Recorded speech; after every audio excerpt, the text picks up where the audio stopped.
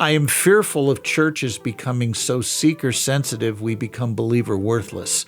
We need to convey all of the counsel of God, and yes, sometimes that will not be popular, but what's worse, someone getting offended that they heard a message on abortion that they didn't like, or that person having an abortion because we never preached on it?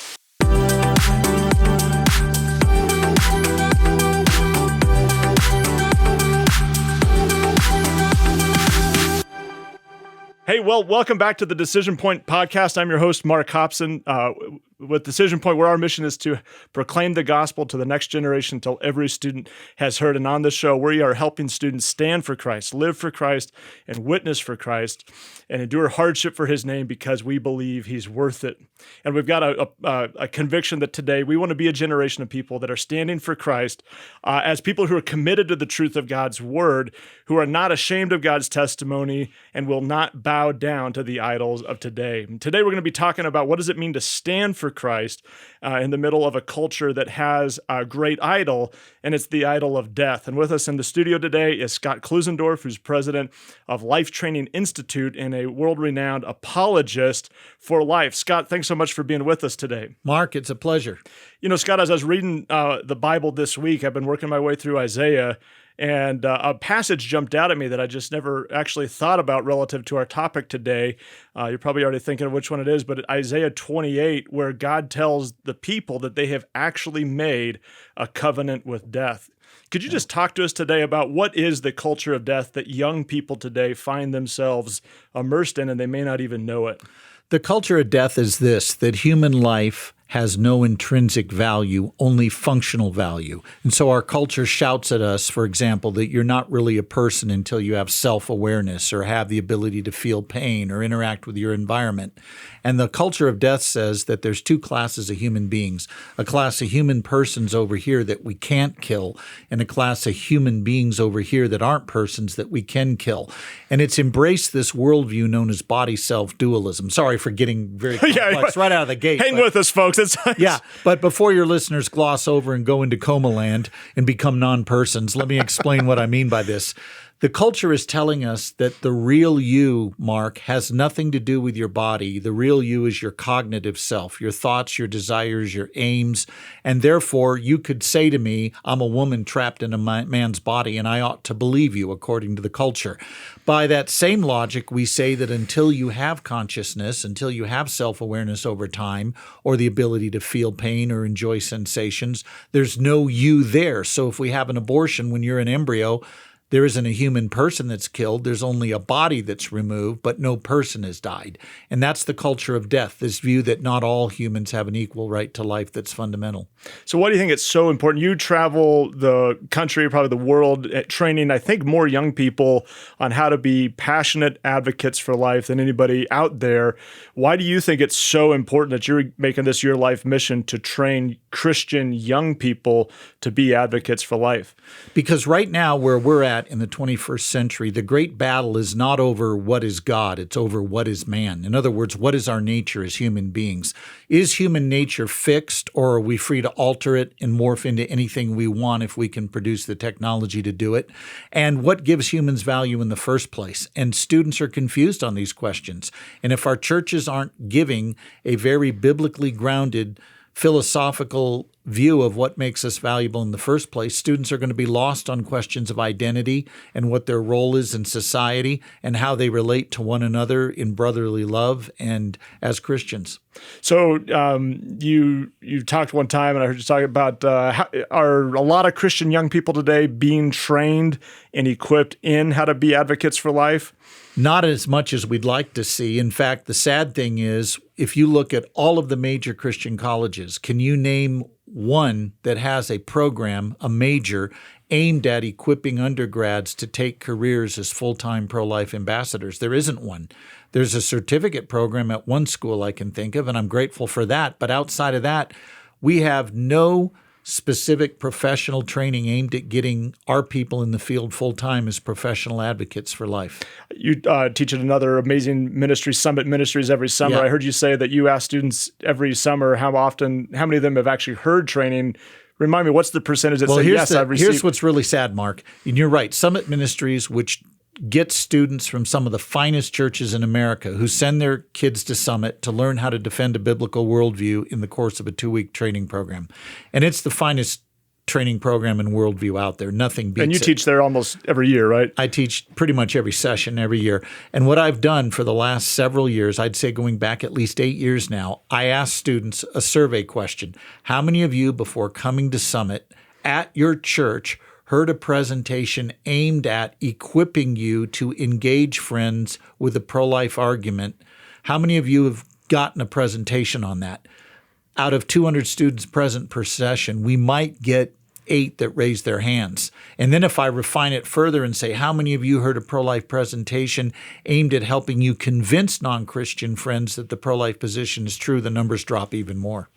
So we're clearly not overdoing it as the church in America. We're not at all. Talk to us about the hostility that students are facing in public schools. I mean, what are some of the objections that they're encountering, and why do we need to equip them to actually know how to defend the faith and then actually advance the gospel relative to the issue of life? The number one thing our students are getting hit with right now, and I'm going to use a big term, but I'm going to define it. So listeners, hang with us. We're going to get this clear.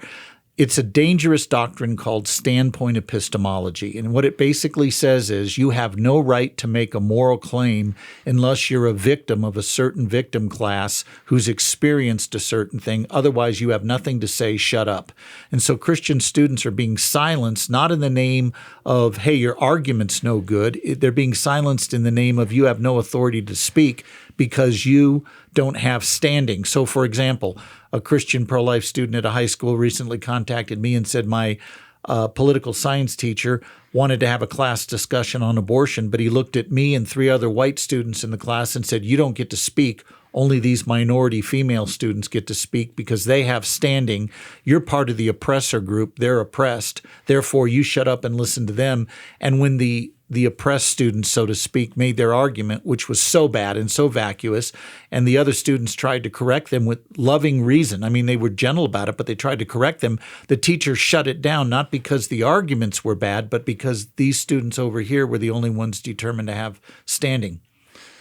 So help us think more about this in an evangelistic context. So we have students across America in our ministry that are embracing the mission to give every student at their school the chance to hear the gospel before they graduate. They're learning how to share the gospel one-on-one, how to give God's word on a massive scale at their campus, how to teach God's word.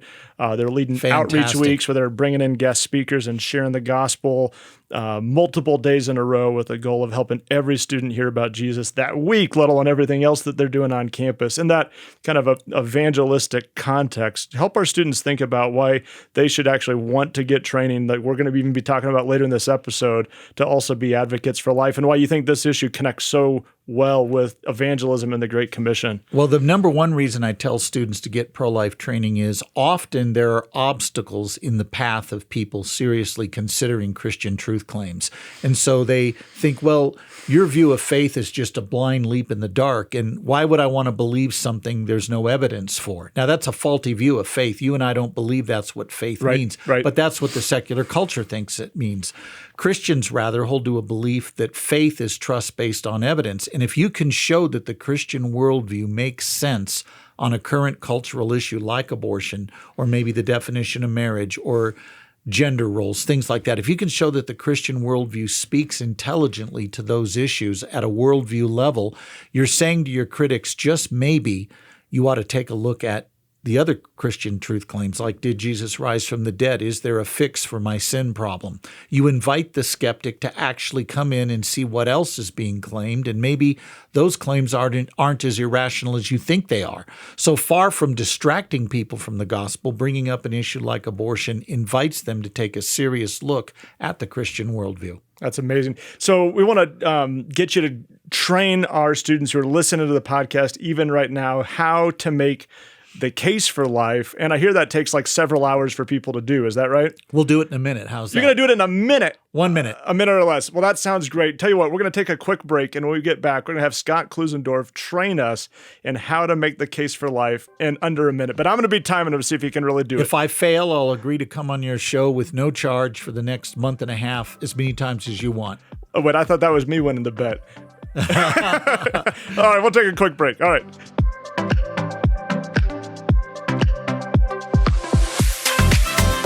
Hey, it's Heather, and I have a question for you. If I asked you how many people at your school know the gospel, what would you say? For a lot of us, it's easy to think that everyone might be a Christian or has actively decided to reject Jesus. But that's just not true. Many people are open or just haven't even heard. Did you know that more than 50% of students today have never even heard John 3:16, let alone the whole gospel? I want to invite you to join students around the nation in taking the Go Witness Challenge. Initiate conversations until you get to share the gospel with 5 people. That's the Go Witness Challenge. Be friendly, ask them their thoughts about God, be a good listener, and ask if you can share the gospel with them, and then invite them to respond. And leave the results to God. I really believe God can use you. If your life has been changed by Jesus, you have the best news ever that people desperately need to hear. It's the gospel. And in Romans chapter 10, Paul asks the question, how are people to believe if they have never heard? How are they to hear unless someone preaches? This message you have is the best news ever. It's so worth sharing. So what are you waiting for? Take the Go Witness Challenge today. Go to decisionpoint.org/GoWitness, where you can be equipped right there with all you need to take this challenge. That's decisionpoint.org/GoWitness.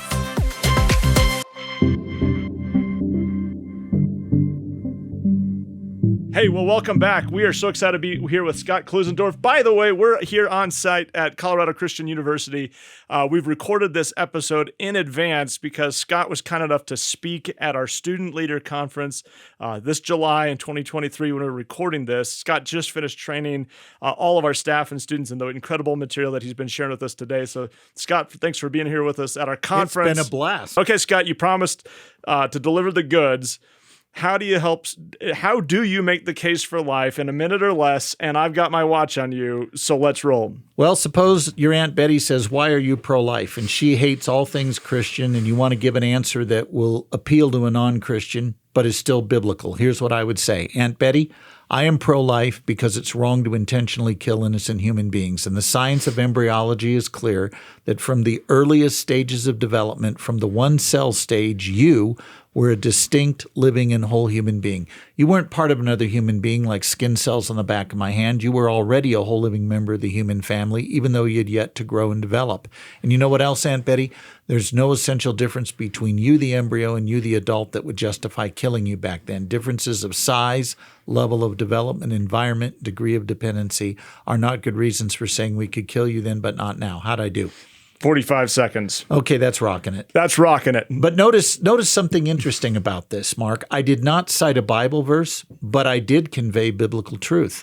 And that's our job as pro-life ambassadors, whether we're on a high school campus or in our local communities, is to convey God's truth in a way that people around us who might even reject religious truth claims are forced to grapple with it, but not because we've been rude, but because we've been persuasive. So help break down that 45 seconds for us, would you? Could you walk us through the just various phases of that argument, starting with the major premise that you're advancing? Well, the argument I'm basically defending there is premise 1, that it's wrong to intentionally kill innocent human beings. Premise 2 would be abortion intentionally kills innocent human beings. The conclusion, therefore, abortion's wrong. And I can defend that with science showing that from the earliest stages of development, from the very beginning, you and I didn't evolve from embryos. We once were embryos. We are the same being today as we were then. That's the science of embryology.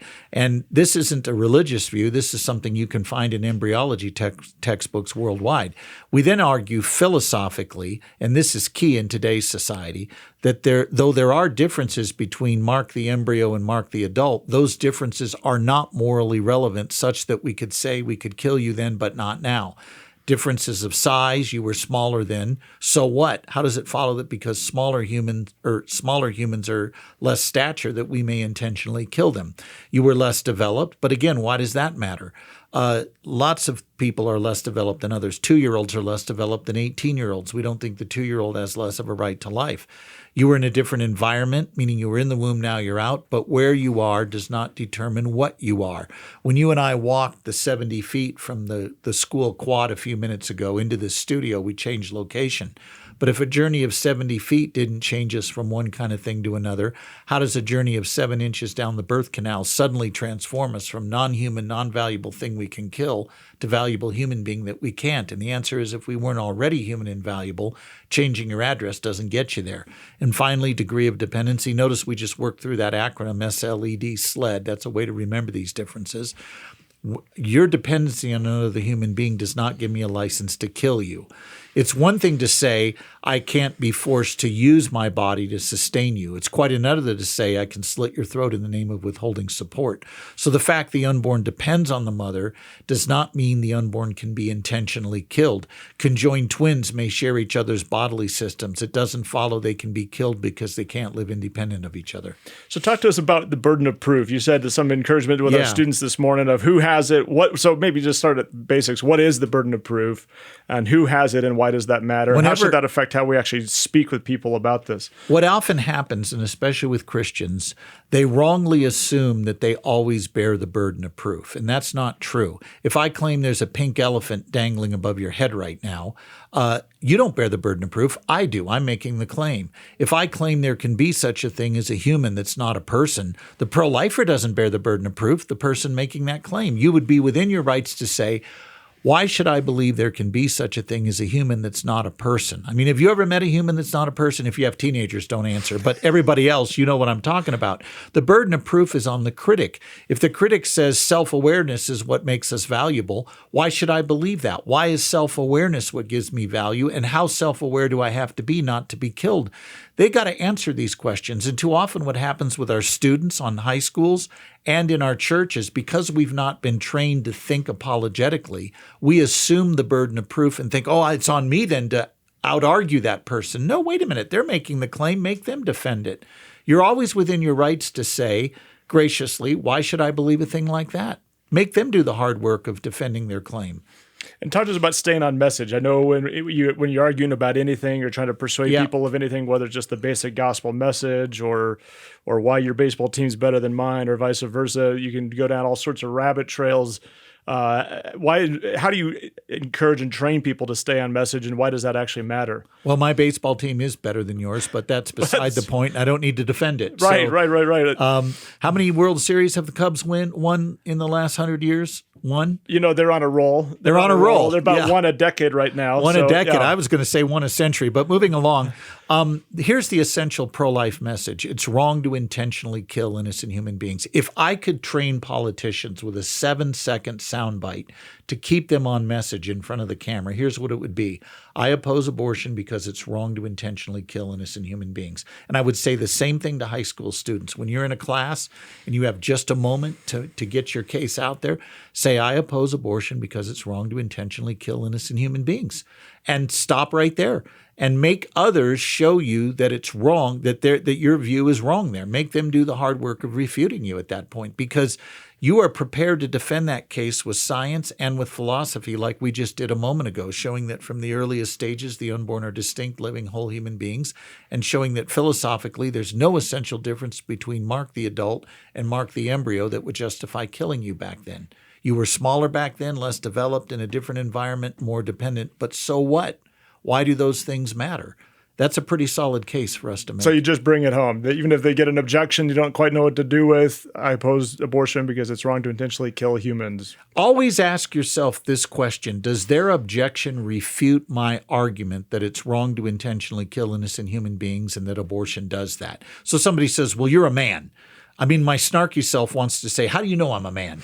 I mean, in today's world, how dare you judge my pronouns? But that aside, most of the objections you get to the pro-life view do nothing to refute the actual pro-life argument. They're completely beside the point. Suppose I hate women. Is it possible I could hate women and still make a good argument against abortion? Yes, because bad people can make a good argument. Arguments stand or fall on their merits, not the person making them. In today's secular world, the number one thing we get is people who want to go all over the map. They don't want to judge an argument on its merits. They want to disqualify you because you allegedly have no right to speak because you're a man or you're an oppressor rather than a member of an oppressed group, or they want to say you just are hateful, or that somehow your religion is what caused you to think the way you do. Hey, maybe my religion plays a role in my thinking. Maybe it doesn't. Maybe I'm a bigot. Maybe I'm not. Maybe I'm an oppressor. Maybe I'm not. How does that refute my argument? Always bring it back to the argument. That's so helpful. So I know there's all sorts of objections that come up. One of our students asked the question even this morning, how do you respond when somebody brings up rape and how this should affect the argument about abortion? You had such a wonderful answer. Could you share that with us now? Yeah, two types of people are going to bring up rape, inquirers and crusaders, and we need to treat them both differently. The inquirer has heard the pro-life argument. She's heard that it's wrong to intentionally kill innocent human beings, that abortion does that. And she's come to the conclusion, therefore, abortion's wrong. But emotionally, she's struggling. She's thinking about her 14-year-old niece and thinking, man, if my niece got pregnant, how would I force her to bring this child to term when that child will remind her forever of what she went through? And she's struggling emotionally, not morally with the issue. I'm going to be very gentle with her. I'm going to say, you know what? I'm going to call this person Abby, for lack of a better name. Abby, you and I agree on something. We both agree that this woman who's been sexually assaulted has suffered a terrible injustice. And you know what? I agree with you, Abby, that this child that's been conceived through assault may indeed remind the mother of that painful event. I agree with you on that. Given you and I agree on those 2 points, how do you think a civil society should treat innocent human beings who remind us of a painful event? Is it okay to intentionally kill them so we can feel better? For example, if I have a toddler sitting next to me here and his father was a rapist, would it be okay to kill the toddler to relieve the mother of painful memories? And the obvious answer is no. If the unborn then are human like that toddler, should we intentionally kill them in the name of giving us psychological relief? And the answer is no. But the other person who will bring up rape is not an inquirer. They're not intellectually honest. They're just trying to make you look bad, Mark. So that person says, how can you force a woman who's been raped to bring a child to term that will remind her forever of what she went through? You're just an evil, awful person to even think that. I'm going to call his bluff. I'm going to say, okay, for the sake of argument, Bill, I'm going to agree that we allow abortion in cases of rape. Not my position, but for the sake of this discussion, let's grant that. Will you now join me in opposing all other abortions that have nothing to do with rape? Bill's answer 100% of the time will be no, and he will say women have a fundamental right to an abortion. Okay, let's unpack what that means. If a right is fundamental, you cannot infringe upon it at all. That means abortion for any reason or no reason. Why don't you defend that extreme position rather than hiding behind rape victims? I'm going to call him out. That's great. What are one or two of the other key objections that you think students deal with that may be difficult for them to know how to handle that would really be helpful for them to get some tips on how do you handle those? Well, let's take one that one of the students asked today right after our conference. She said, I've got friends who say to me, even if the unborn are human, abortion's okay because you can't force the mother to donate her body to sustain the life of her child if the mother wishes to withhold that support. And the analogy they always bring up is you can't force someone to give you a blood transfusion to save your life. Okay, that's true. You can't.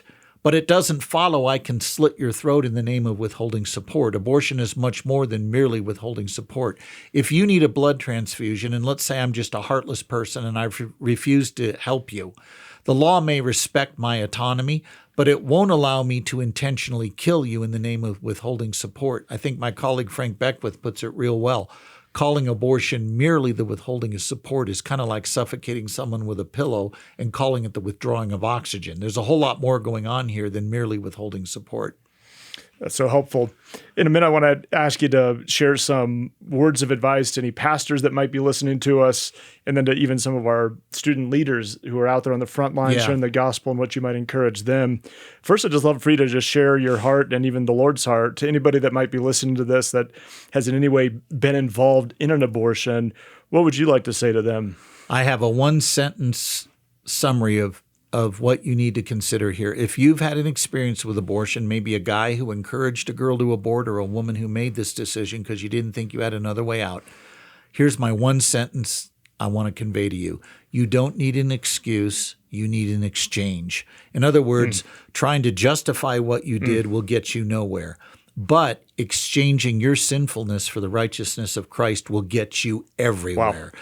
Because the beauty of the gospel is that Jesus took our place, stood condemned in our place, bore the wrath of God on our behalf so that those who trust in him for salvation get the righteousness of Christ accredited to their account, and their own wickedness, their own sinfulness gets put on Christ, who bore the penalty for that. And God proved that that sacrifice was sufficient because he raised Jesus from the dead 3 days later. So if you're a person who thinks, I've had an abortion, I could never get forgiven of this, you're right. On your own, you can't be. And I remember a woman saying to me once, I can never forgive myself for what I did. And I said to her, you're exactly right. You can't forgive yourself because you don't have authority to forgive yourself. Only God has authority to forgive sins. And God's method of salvation and forgiveness is this. You trust in his Son, who is his substitute, who stood in your place as your perfect representative, and he bore the wrath of God on your behalf so you could be forgiven. That's where your authority lies. Your authority lies in the exchange of accepting Christ's righteousness for your sinfulness, not on you forgiving yourself. Well, that's the message our ministry is so passionate to proclaim, and thanks for sharing that even to people connected to this issue of abortion. What would you say to somebody who might be watching this and is actually thinking about having an abortion? I would say this to you. The pro-life movement is here to help you. And intentionally killing an innocent human being is wrong in and of itself, but especially so when there are resources available to help you. There are pro-life pregnancy centers, dedicated staffers who work at these centers willing to help you. I would suggest you talk to your pastor. Listen, if your pastor is gospel-centered, he's not going to be shocked that you're a sinner and you made a mistake in terms of your sexual ethics. Your pastor knows that the people in his church are sinners because he's a sinner. And a gospel-driven ministry like a good church is not going to throw stones at people who sin and are pregnant out of wedlock. It's going to come alongside them and help them live God-glorifying lives in the midst of a difficult time. That's so helpful. We have some wonderful churches that we partner with across the country that believe in the next generation, want to see God save the next generation, are committed to investing in their young people to help them learn how to be witnesses for Christ in their community and in their public schools. What would you say to encourage pastors that might be listening to the show? I'd say three things to pastors. Number one, when you're tempted to stay away from controversial issues because you're fearful of the pushback you might get, here's the question I always encourage us to consider as Christian leaders, and I put myself in this. Are any of the fears I would have about preaching on abortion worth the price of lives that could have been saved if I had been courageous? In other words, do I trust God to protect his ministry through me when I preach truth that people don't want to hear? And I think we all have to come to the point where we are willing to trust God to protect his ministry, not our ministry, it's his ministry, through us when we preach truth that there are people who don't want to hear. And by the way, none of us have it as bad as the prophet Jeremiah did. God told the prophet Jeremiah, I want you to stand in the city center and testify against child sacrifice, and no one is going to listen to you. How's that for a job description? Right, or Isaiah 6, here I am, send me, and then you get the job description. How's that for a job description? No. Our job is we'll actually persuade some people, and there will be people who don't like it. But I am fearful of churches becoming so seeker-sensitive we become believer-worthless. We need to convey all of the counsel of God, and yes, sometimes that will not be popular. But what's worse, someone getting offended that they heard a message on abortion that they didn't like, or that person having an abortion because we never preached on it. You said you had three things you share with pastors. Was that one, or is that all three of them? That's actually 1 and 2 together. 1 and 2 together. We need to trust God to protect our ministries. And secondly, we need to believe that we need to be courageous enough to do this, because none of our fears are worth the price of children dying. The third thing I would say, and this is important too, we can win on this issue. A lot of pastors think if I preach on abortion, I lose. No, it can be a win-win. Here's why. When you convey to your congregants that the Christian worldview has something intelligent to say on an issue like abortion, it builds trust in your pulpit ministry that, hey, maybe the Christian worldview can speak holistically to all of life if it speaks intelligently on this issue. And I'm reminded of something that happened to me at the University of North Carolina Law School about a decade ago. I went there and gave a presentation on the pro-life issue to the law students at lunch. And we got about 200 law students that came to lunch at this secular university. I gave a case for the pro-life view. And when I got done, the first person to raise her hand was a female law instructor there. And I thought, oh boy, I'm going to get hit with it now. And she looked at me and she began with these words: I came here today expecting something the exact opposite of what I heard. I came here today expecting you to tell me why it was your religious belief that abortion is wrong. Instead, what I heard is someone who gave a very sound legal, philosophical, and scientific case for what you believe. She said, I've never heard anything like this. I'm shocked. And I just want to thank you for conveying this. Now, she didn't fall on her knees, Mark, and confess Christ, but notice we put a pebble in her shoe at that point, as my colleague Greg Kogel says, something that's going to wear on her. And that's our job as pro-life Christians, give people something to think about. That's pretty good progress, too. Well, final question for you. What would you say to Christian students that are in public schools and what God might have for them with this issue? Number one, I'd say to you, your job is not to get converts on the spot. Your job is to put that pebble in their shoe. Give them something to think about. Something you say to a friend today could impact a decision 30 years down the road. I remember 15 years ago getting a phone call at home from a girl in high school I used to witness to, and it never seemed to go anywhere, Mark. I would share the gospel with her, and it's like, oh, this is just hitting a brick wall. Now, full candor here, I had a crush on this girl, so I was trying to get her saved so I could justify dating her, but it never worked. And, after high school, I lost contact with her, and I often wondered, I wonder what happened to her. And one day, I get this phone call out of the blue. I mean, it's been 28 years or so since I've talked to this girl. I get this phone call. Hey, Scott, this is Tammy. I just had to call you. I'm a Christian now. And a lot of what influenced me was things you told me back in high school that I never forgot. And I would say to your students, the things you say that are true today about God's word, don't think the Lord can't make that grow in fertile soil at the right time. You just do your job as a faithful ambassador conveying biblical truth and leave the results to God.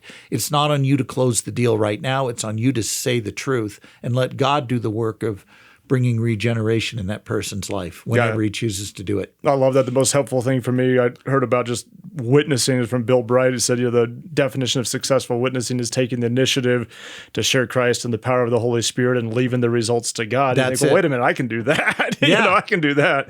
By the way, you've never saved anybody, and neither have I. God's the one who is able to save. All I can do is be a faithful ambassador.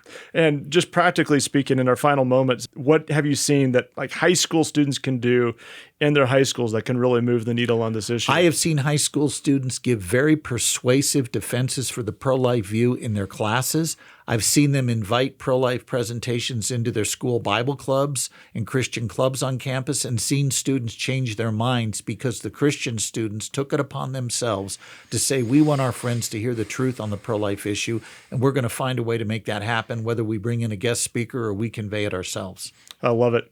Well, Scott, thank you so much for being here with us. How does anybody watching get more resources from you? They can go to prolifetraining.com, all one word, prolifetraining.com, and on the resource tabs up above, they can click on the Case for Life drop-down menu, and they can get a whole case for the pro-life view along with how you answer the common objections. It's all right there for free. And if you haven't bought or read any of Scott's books, you need to.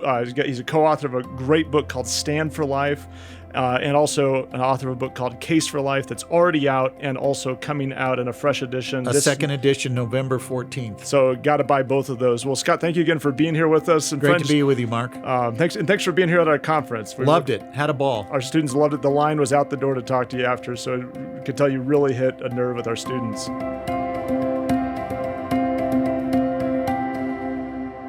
Well, friends, join us next week. We're going to continue our series about standing for Christ and living for Christ. As we're going to stand for Christ on the rock of his word, we know that as leaders, we need to be people that are being fed by God's word. We're going to be joined by Rich Hung from our California team, who is a man of the word and is actually a man of memorizing the word. And he's going to be sharing with us the incredible impact that being fed by God's word, even in the form of memorizing the word, can give us strength for our mission and the ability to stand firm in a culture that's standing against us. In the meantime, help us spread the word about this show. Here's what you can do. You can rate, review, share it with a friend, and please, we'd love to hear from you. We'd love to hear from you about what Scott shared with you today that was so helpful, or any questions that you may have, or any ways that we can help you do the things that Scott was challenging us to today. So send us a note at podcast@decisionpoint.org, and we look forward to seeing you next week. Thanks so much.